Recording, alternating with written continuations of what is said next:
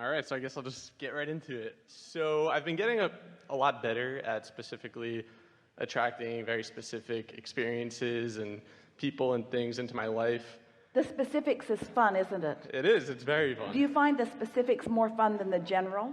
Yes. Yeah, because there's more momentum in it. Right. Do you find the specifics more fun if you're not in control? No. So you stay general until you've managed control, and then once you know you've got the momentum going in the direction that you're wanting, then you get more and more specific. Right. Really good. So my question is based on an experience I recently had. So about 6 months ago, I got an email from my credit card company saying that they were having a sweepstakes for $20,000, and all you had to do was write a paragraph about your dream vacation.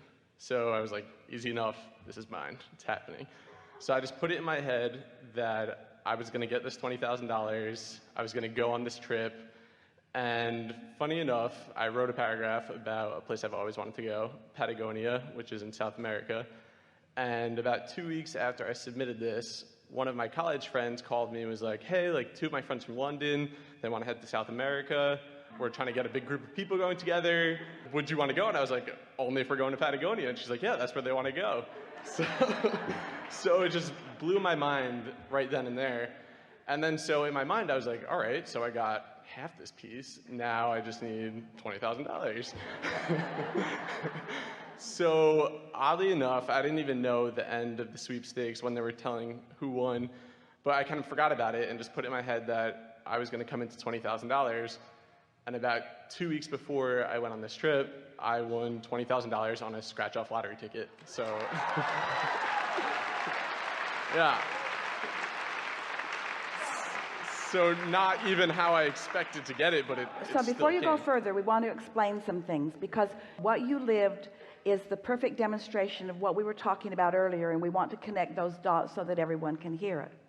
So you heard us say that the source within you, your inner being, knows where you are in relationship to everything you want. Right.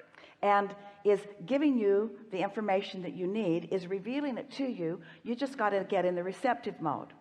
And the path of least resistance, the only reason that there is resistance on your path is because you put it there. But no worries, Source can always get around the resistance that you've put on your path.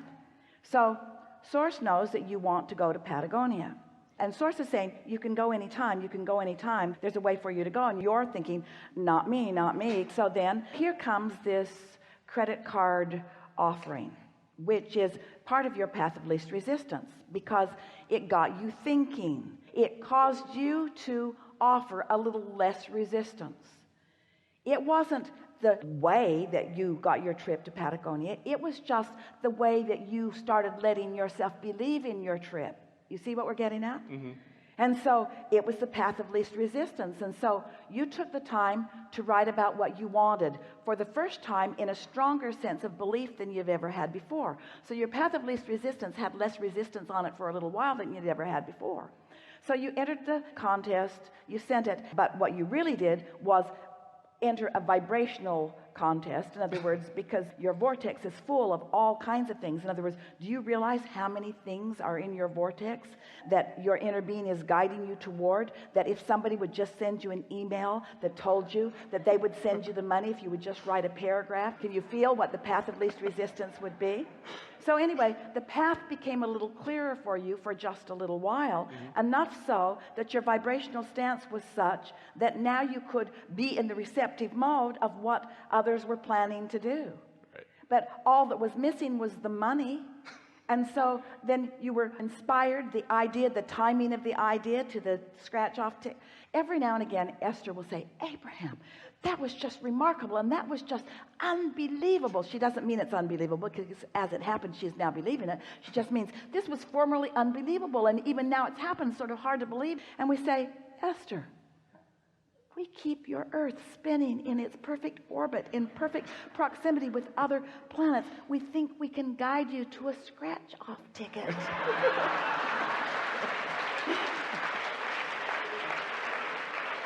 You all just make it harder than it needs to be. In other words, the money could be directly downloaded into your account. You wouldn't have to go through the gyrations that you go through. Right. If you believed it. So then my question is, after attracting something so specific and so obvious that I got this because But wait, was it so specific, or was it engineered to get around the resistance that you had in place? Ooh, hear that. It was engineered to get around the resistance that you always have in place. There's always some resistance. It's okay. It's okay. Just try not to wallow in it. So then my question is, why, after having this experience, do I still sometimes doubt? Why can't I? We wonder the same thing. It's just hard to believe, isn't it? Yeah, practice thoughts. Practice thoughts. And because there's a part of you that still thinks that that was a little bit of chance. In other words, the email sort of random, and the lottery ticket sort of random, and all sort of random, and nothing's random. Nothing's random. You're good. You're just letting it in as best you can. But when you have experiences like that, and you acknowledge them, and you make the correlation between your desire and your emotion and the inspired action that came as a result of that, before long you can begin to chart a very specific, very cognizant, aware pattern of how it unfolds. And everyone here got it. In other words, it's really easy to understand that.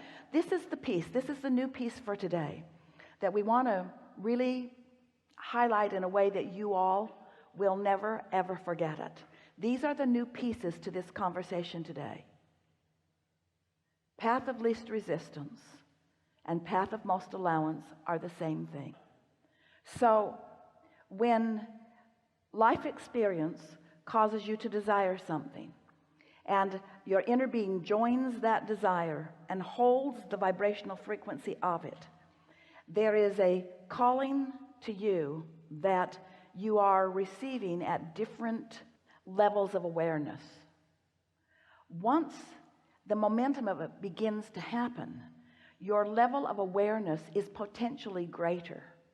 And so the answer to your question, if we were standing in your physical shoes, the question we would be asking is, so how can I do this again and again and again and again and again?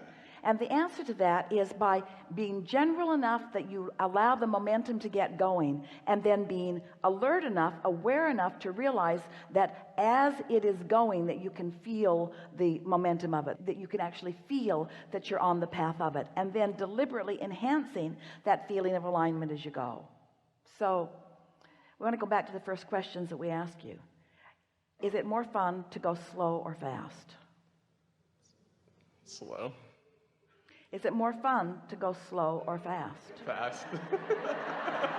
Well, it's more fun to go slow if you're out of control.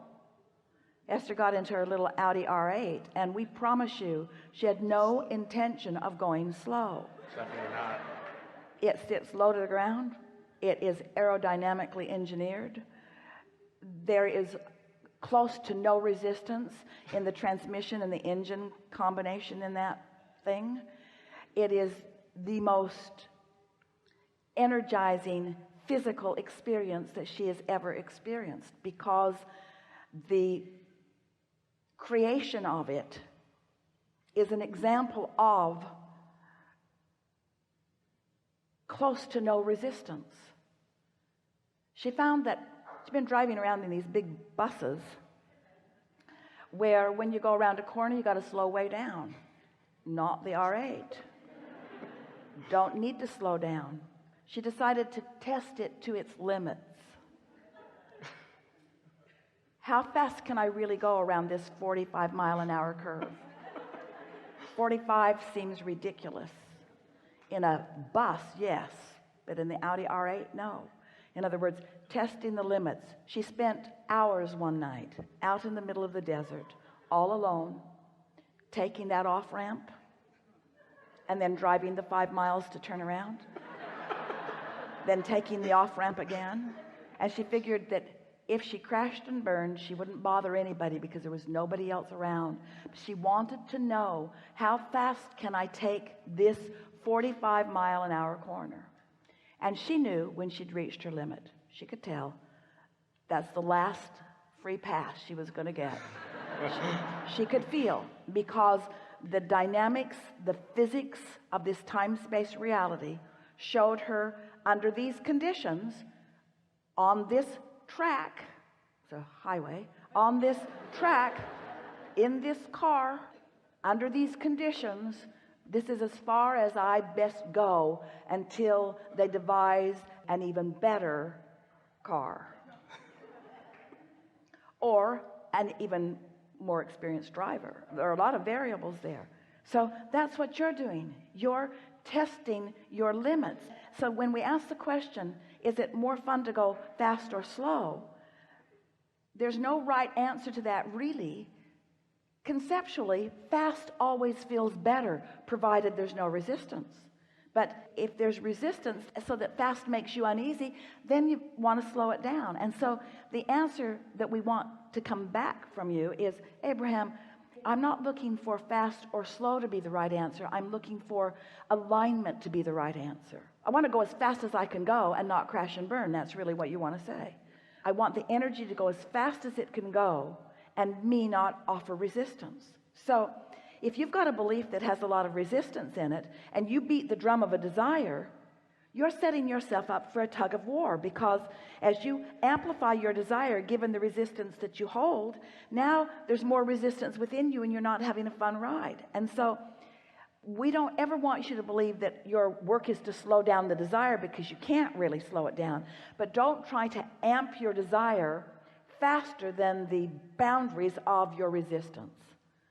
Can you hear what we're getting at? And so the true work is in the releasing of resistance. The true work is in meditating. The true work is in putting your feet in the bay. Your true work is in getting outside and finding yourself happy with nature. Your true work is anything and everything that you can do to bring yourself into alignment with who you really are. And once you know you're in alignment, then turn your attention to things that you care about. But if you turn your attention to things that you care about before you're in alignment, now you might be going too fast for the course, and then. Good answer? Perfect. Thank Yeah. you.